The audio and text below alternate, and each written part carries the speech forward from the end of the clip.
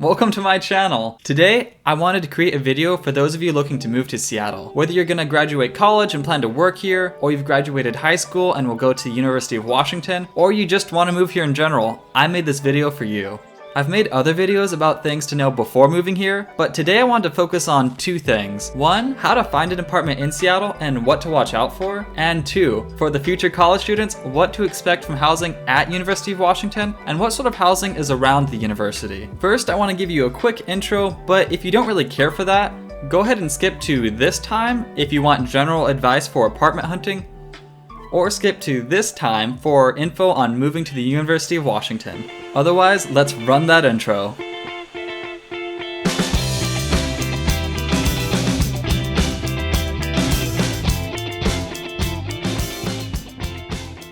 So you decided to watch my intro. Thanks! As a reward, there's a free high five waiting for you down in the comments. But that's actually besides the point.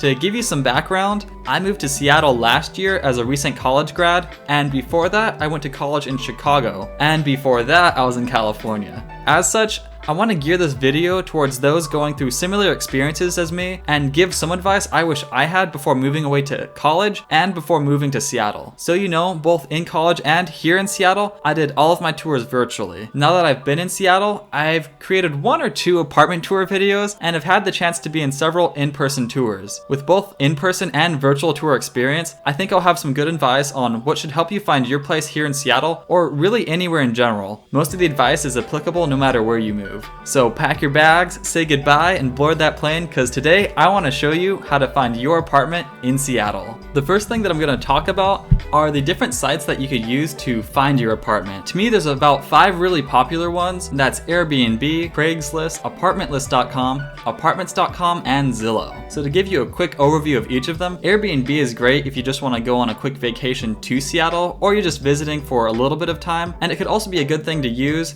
if you just want to spend a couple days in Seattle just to check out the area and find out where you want to live, but I can't recommend Airbnb for long-term stays or anything longer than a couple months. The next thing is Craigslist, which is something I haven't used to find an apartment. I know that some individuals and some companies actually use Craigslist to advertise their apartments. To me, if you want to find a cheaper place, usually you could do that through Craigslist and maybe barter for a better deal on your apartment, but otherwise I don't typically recommend Craigslist just because it doesn't have as many options. The third one I'm going to talk about is Apartments.com and Zillow. I'm going to bunch these two together because the interface is relatively similar on each. I think they're really great and definitely set a good standard for finding your apartment. My only complaint is that the interfaces are a little distracting to me. To me, there's too many dots going on and I always forget which apartments I've already looked at. So for me, they're good, but my favorite is actually ApartmentList.com. This one's by far my favorite because it has such a user-friendly design and it really lets you decide hey, am I gonna swipe right or swipe left on this apartment? So to me, it's kind of like playing a game when you're looking for an apartment on Apartment List. So I think it's the perfect way to start looking at where you want to live.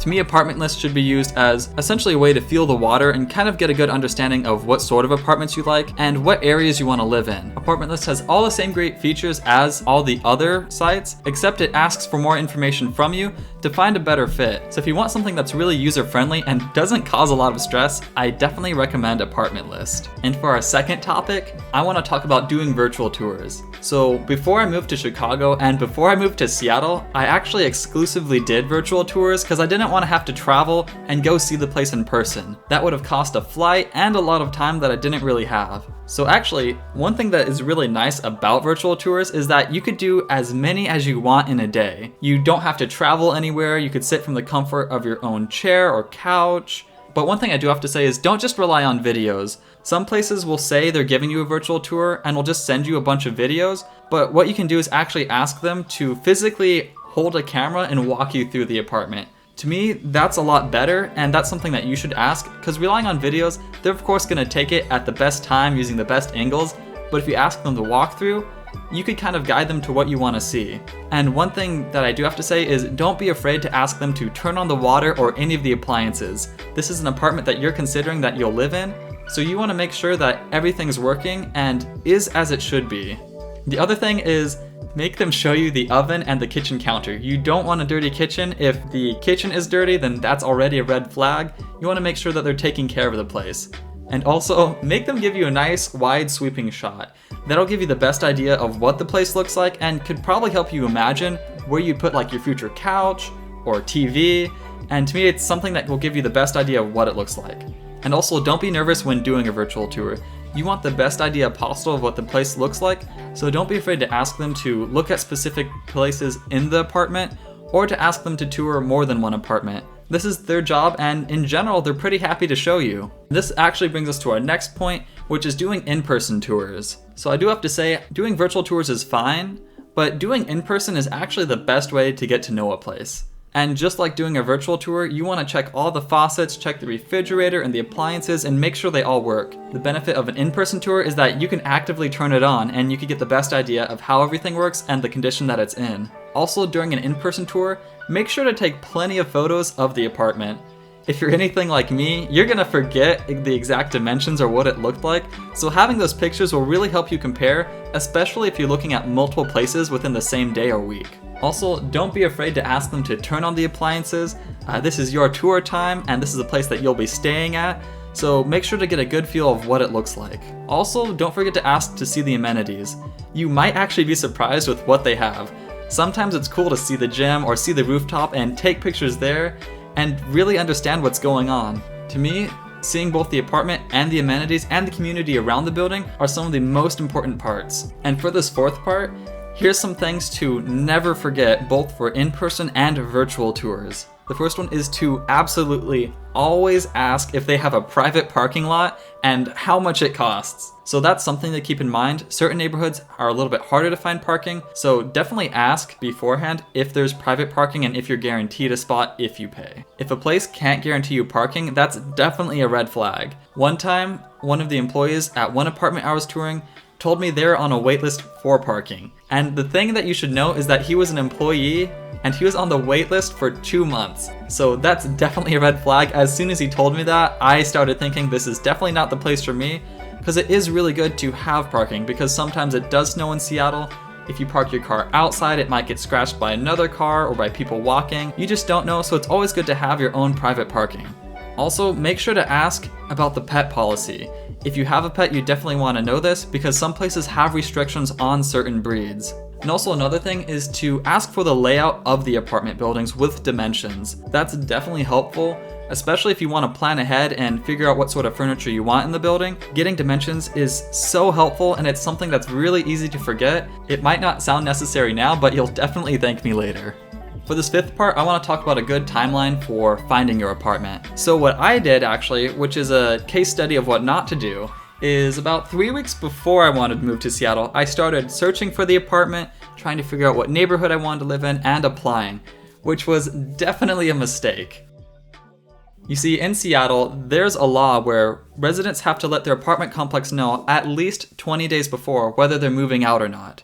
This gives the apartments time to post the apartments, and it also means that if you start looking underneath that 20-day period, you're essentially looking at apartments that everyone else has had a chance to look at already. There won't be any new apartments 20 days before.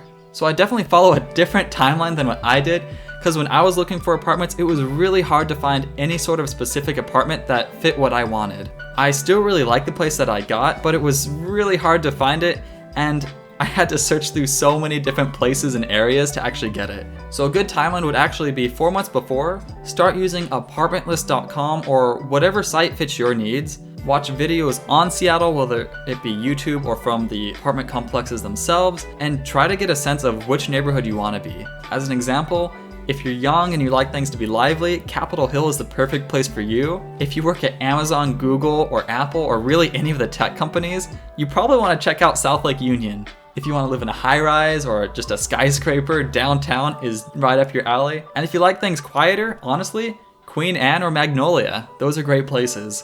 So once you've found the place or the neighborhood that you want to be in, 3 months before, I actually recommend that's when you start reaching out to the apartments and let them know you're interested and get those tours in. This is a great time because that gives you plenty of time to really understand what Seattle apartments look like and what's out there. And then 40 to 30 days before, start applying to apartments and seriously considering places. And this is definitely the golden time to look. If you look too early, apartments will tell you to look later. And if you look too late, they'll tell you there really isn't much available. So definitely take this timeline into account. Give yourself 4 months before to understand where you want to be, 3 months before to start reaching out to apartments that you're interested in, and 40 to 30 days before to start applying. And that should definitely help you avoid the mistakes that I made.